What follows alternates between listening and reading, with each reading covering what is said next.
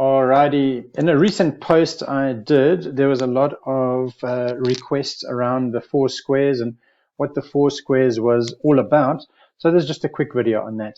So the four squares comes from the book, The Marriage of Spirit, Enlightened Living in Today's World by Leslie Temple Thurston, along with Brad Laughlin.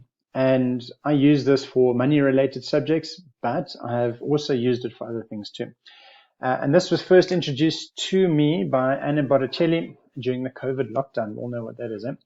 Alrighty, so what is the four squares? So we literally have four squares over here. In the top left square is our desire to, and then you fill in the rest here. So here's an example, have more money.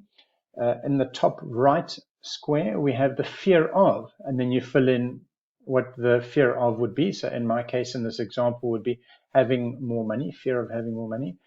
Bottom left square is your desire for or desire to, and this is to stay in the same financial circumstance as an example. And the bottom right corner is fear of, which is the polar opposite. You can see these two over here, polar opposites of these two over here. The theory behind this is that at least one of these squares won't be conscious to you. And what we're doing here is we are raising awareness around the four squares. And when we actually write down the information in the four squares, we are bringing the awareness from our subconscious into our conscious mind. And what is happening is that this four squares is literally, if you had to picture it, is a spiral that is just an infinity loop above us and is just spiraling all the time. So let's go through some of these examples. Desire to have more money. Why would we desire to have more money? So you write down why you would want more money. This one's pretty simple. Possibly holidays. I wrote down house. Maybe, go on some more self-help courses. So I want more money for that.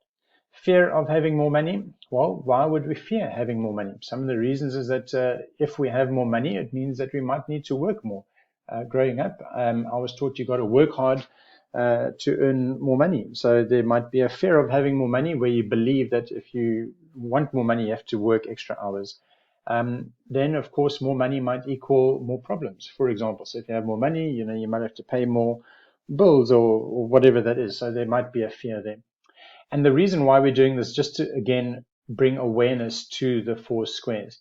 Then bottom left, desire to stay in the same financial circumstance. So you might say, Dan, why do I want to stay in the same circumstance? Well, subconsciously, we might think it's comfortable.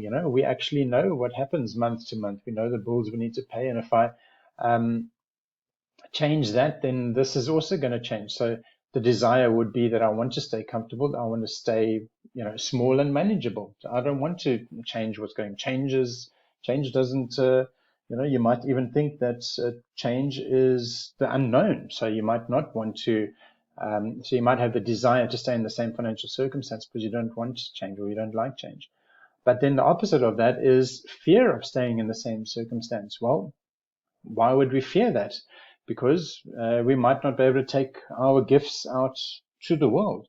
We won't be able to live our dreams. We won't be able to help people. We won't have a dynamic experience in this lifetime.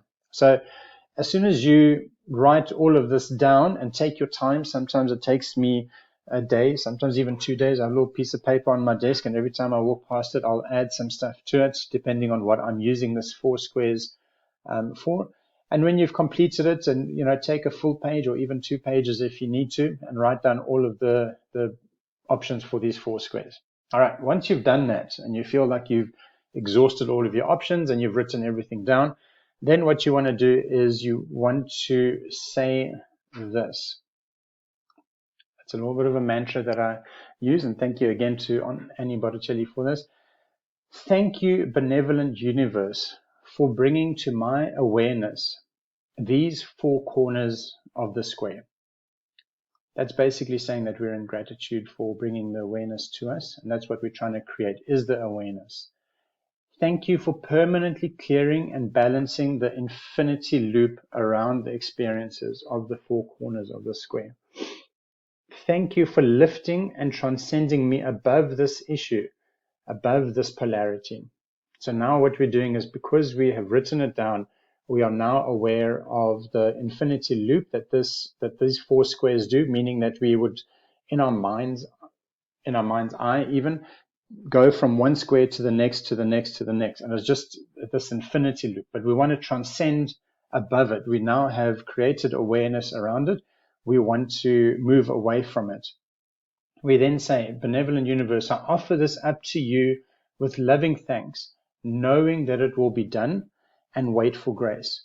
So we are in gratitude when we say loving thanks, knowing that it will be done.